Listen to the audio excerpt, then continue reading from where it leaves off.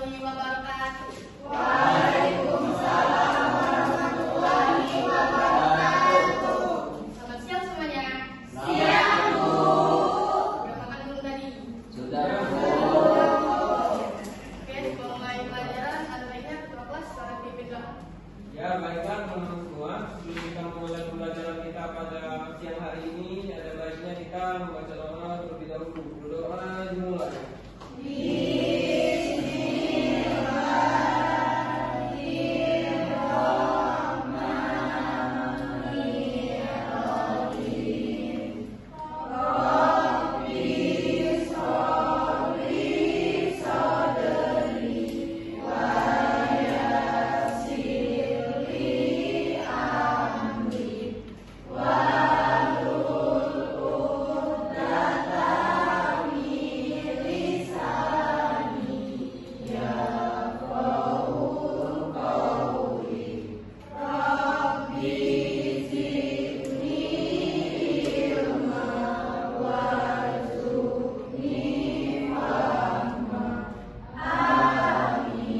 Oke, makasih kepada ketua kelas. Silakan nak, cek sampah kalian, meja tolong rapiin.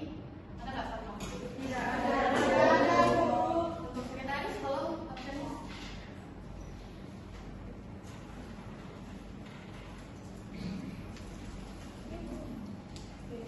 Buka dulu ya. Naura, Yolanda. Oke, masuk semua ya. Udah, sekarang ibu mau cek dulu. Siapa yang mau berani maju ke depan? Ceritain apa sih yang kalian alami kemarin, hari ini juga boleh. Ayo, boleh kami, silakan.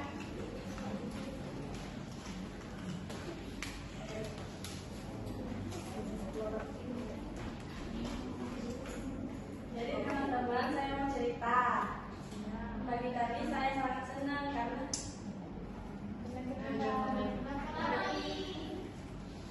tadi saya bersama sama keluarga.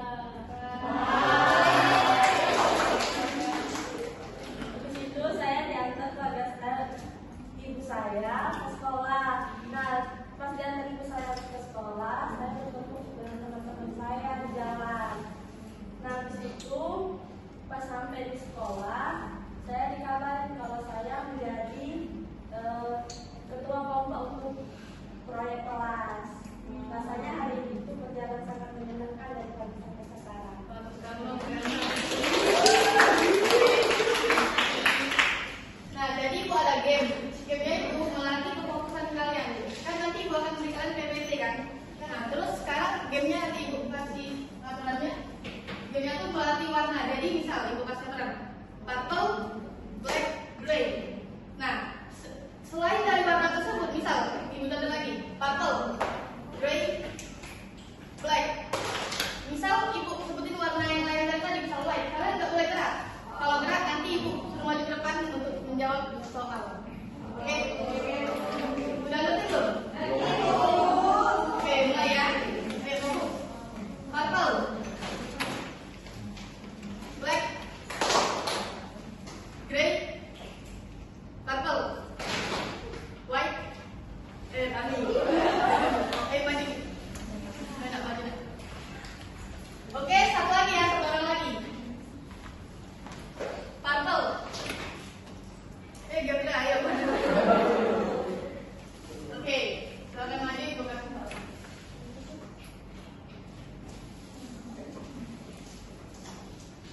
Nah, ibu kasih hukumannya gini aja.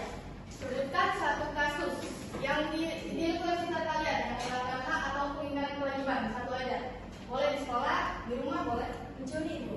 Oke, nanti ya. Di jalan nggak pakai helm. Oke, tangan dong.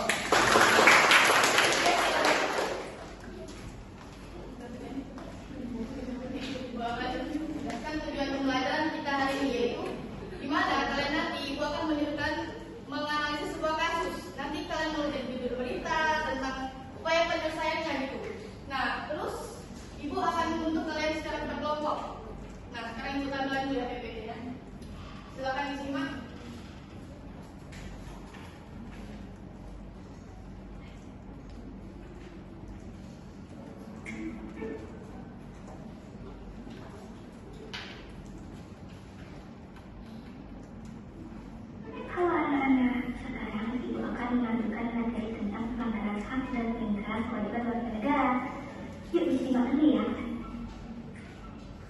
Nah, kita bahas faktor penyebab terlebih dahulu. Yang pertama, penyalahgunaan kekuasaan masing-masing warga negara. Penyalahgunaan kekuasaan oleh pihak yang memiliki otoritas atau kekuatan, baik itu di tingkat pemerintahan, institusi, atau masyarakat umum, dapat mengakibatkan pelanggaran hak dan penyalahan kewajiban warga negara, tindakan korupsi, nepotisme, atau penyalahgunaan kekuasaan lainnya. Nah, ini merugikan masyarakat dan merusak prinsip demokrasi. Yang kedua, aparat penegak hukum yang tidak tegas. Ketika aparat penegak hukum tidak bertindak tegas terhadap pelanggaran HAM, hal ini dapat mendorong timbulan pelanggaran HAM lainnya. Penyelesaian kasus pelanggaran HAM yang tidak tuntas dan tidak adil akan membuat pelaku merasa tidak jerah karena mereka tidak menerima sanksi yang tegas atas perbuatannya. Selanjutnya, masyarakat yang intoleran, yang dimana ketidakmampuan menerima perbedaan dapat melanggar hak dan pengingkaran kewajiban warga negara. Nah, sikap tidak toleran ini bisa menyebabkan diskriminasi, intoleransi, atau kekerasan. Yang keempat, penyalahgunaan teknologi. Kemajuan teknologi dapat disalahgunakan untuk menyebarkan informasi palsu, termasuk manipulasi opini publik dan penyebaran konten provokatif. Jadi, Pas sebentar. Tadi kan disebutkan kan faktor penyebab terjadinya pelanggaran hak itu ada masyarakat yang intoleran. Nah, di mana? Kalian coba sampaikan intoleran itu apa maksudnya? Masyarakat intoleran. Oke, boleh gitu. Oke, ada lagi? Ada lagi punya pendapat? Tidak menghargai. Oke, minta ibu ada hadiah.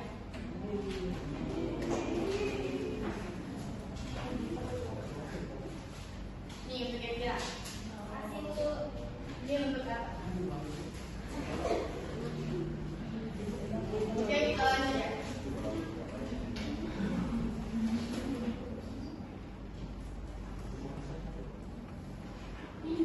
faktor-faktor tadi ada dampak negatifnya buat anak-anak. Yang pertama, kerugian materi. Pelanggaran hak seringkali berujung pada kerugian materi yang signifikan bagi individu dan komunitas. Beberapa aspek dari kerugian ini meliputi kehilangan aset, contohnya seperti penggusuran atau perampasan tanah. Masyarakat juga dapat kehilangan rumah, lahan pertanian, atau properti berharga lainnya. Yang kedua, trauma psikologis. Pelanggaran hak dapat menyebabkan trauma dalam seperti depresi, gangguan kecemasan, dan PTSD yang sulit disembuh. Selanjutnya, yang ketiga, ketidakamanan dan ketidakstabilan pelanggaran HAM. Tidak hanya berdampak pada individu, tetapi juga pada masyarakat secara keseluruhan. Beberapa implikasinya yaitu lingkungan yang tidak aman. Ketika hak-hak dasar dilanggar, masyarakat mesti takut akan kekerasan atau penindasan dapat menghambat partisipasi warga dalam kehidupan sosial dan politik. Selanjutnya, ketidakstabilan sosial.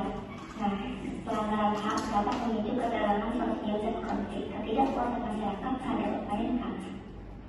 Hukum dapat menyebabkan protes, kerusuhan, atau bahkan perang saudara. Gimana nih anak-anak? Masih pada fokus nggak? Yuk, terakhir kita bahas mengenai peran pemerintah dalam mengatasi pelanggaran hak dan pengingkaran kewajiban warga negara. Yang pertama, menegakkan kewajiban. Pemerintah bertanggung jawab untuk menyediakan layanan publik yang berkualitas, termasuk pendidikan, kesehatan, dan perlindungan sosial. Yang kedua, penegakan supremasi hukum dan demokrasi. Pemerintah harus menegakkan supremasi hukum yang berarti semua tindakan pemerintah harus berdasarkan hukum yang berlaku. Ini meliputi perlindungan hak asasi manusia dan memastikan bahwa semua warga negara diperlakukan sama di hadapan hukum.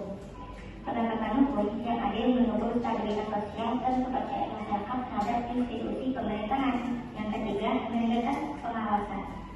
Nah, pengawasan yang efektif terhadap tindakan pemerintah dan lembaga penegak hukum sangat penting untuk mencegah penyalahgunaan kekuasaan. Pemerintah perlu membangun mekanisme pengawasan yang transparan dan akuntabel, melibatkan masyarakat dalam proses pengawasan untuk memastikan bahwa hak-hak warga negara dilindungi. Oke, makasih. Nah, sekarang ibu mau jelasin sedikit. Tadi kan tentang ada dampak negatif ya. Maaf, Pak.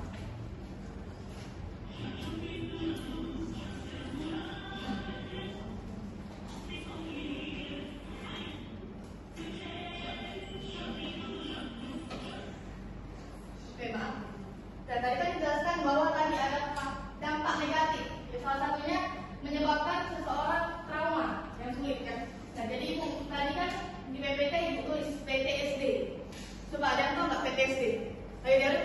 Tahu nggak?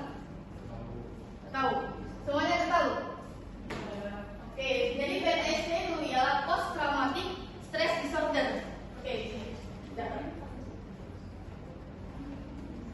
PTSD.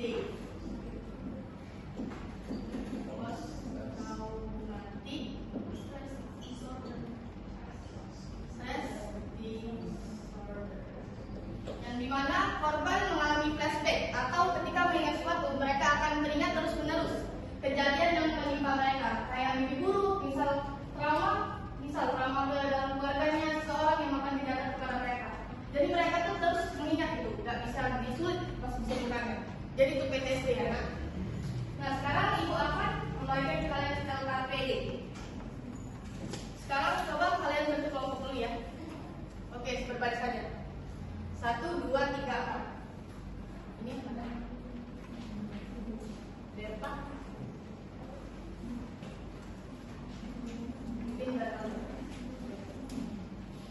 Nah, jadi itu kan kalian lihat dulu. Jadi kalian disuruh mencari judul berita. Kalian mau HP semua kan?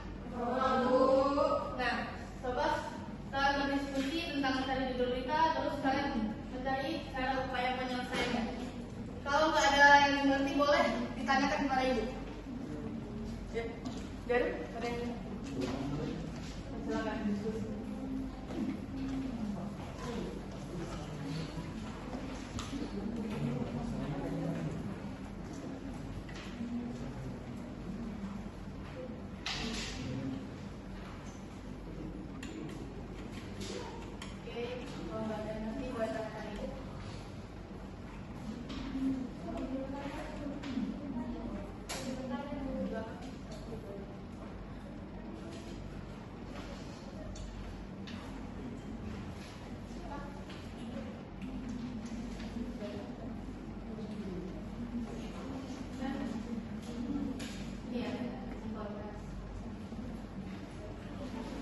Oke, ada siap?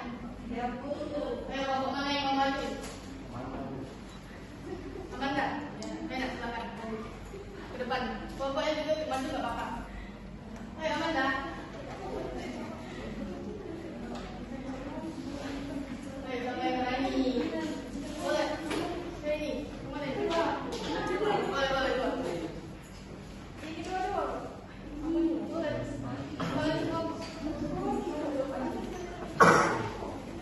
Mungkin perwakilannya saja. Boleh perwakilan juga. Silakan. Sini kami menganalisis tentang kasus kekerasan di Papua. Beritanya Komnas HAM.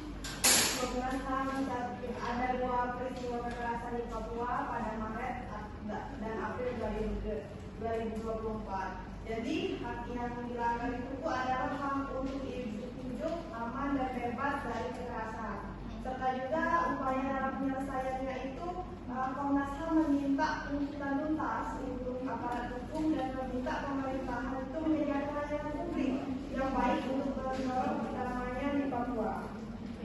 Dan itu kasus pelanggaran kewajiban yaitu terdapat pada kasus pelajar dan pengendara yang masih mengabaikan aturan lalu lintas.